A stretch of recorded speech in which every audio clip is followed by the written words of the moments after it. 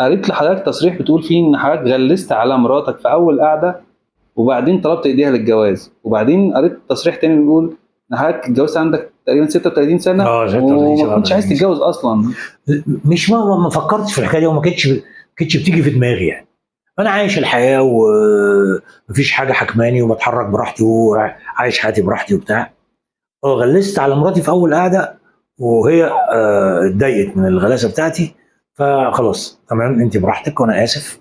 حضرتك كانت قبل مقابله جواز يعني ولا لا، كانت؟ قبلها بيجي ست سبع تعرفتوا شهور يعني. ازاي يعني؟ ما انا بقول لحضرتك، قابلتها في مكان قاعده مع بنتين زمايلنا، فدخلت غلست عليها. هي ما قبلتش هذا الهزار، واستاءت منه جدا وانسحبت من القعده خلاص. بعد 6 شهور؟ يعني بعد 6 شهور التقينا بنعمل مسرحيه مع بعض، كل شغلنا مع بعض. فانا ما باجيش جنبها، ما اكلمهاش وهي ما بتكلمنيش. ولينا اصدقاء مشتركين يعني. فالاصدقاء المشتركين دول حبوا يصفوا الحكايه يعني. انا ما عنديش حاجه، ما عنديش مشكله. واحده ما استظرفتش طريقه هزاري، هي حره الست، لا غلطت فيا ولا انا غلطت فيها، ولا ضايقتني ولا انا ضايقتها، وخلاص تمام. فجمعونا في جلسه كده، في عشاء، وقعدنا. فبعد ما صفينا الحكايه يعني وخلاص، انا ما فيش عنديش حاجه ولا هي عندها حاجه. طب ما تيجي نقعد دقيقتين على جنب. في الدقيقتين دول، اول جمله قلتها لها، قلت لها: ايه رايك تتجوزيني؟ قالت لك ايه بقى؟ قالت لي: يا بتيجي كده؟ قلت لها: انا هشرح لك حياتي ازاي. انا وافق؟ وانا قاعد معاكي. لا، ما وافقتش. انا قلت لها: انا قاعد معاكي اهو، انا ما عنديش فلوس، بس انا في السيزون بعمل مسرحيه باخد فيها قد كذا، وبعمل مسلسل باخد فيه قد كذا. انا خلال سنه هيبقى معايا قد كذا، وممكن نتجوز ونفتح بيت. قالت لي: طب ايه، خلينا نشوف بعض. ففضلنا على علاقه حوالي سنه ونص تقريبا. اخر سنه ونص دي اتجوزنا. وهي بقى شريكة العمر كله. بالظبط.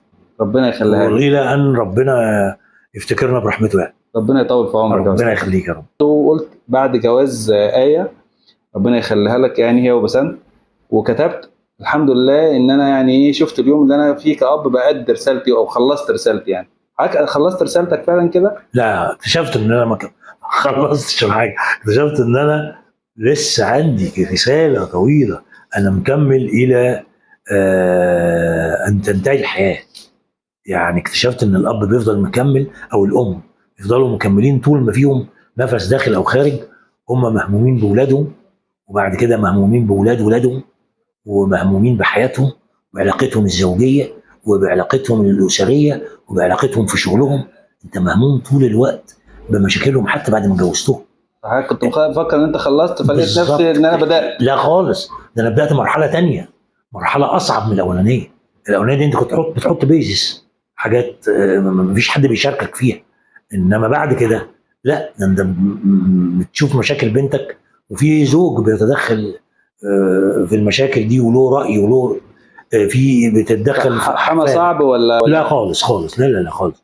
لا، انا اب في الاول وفي الاخر، سواء لبنتي او لجوزي. انا في الاول وفي الاخر اب.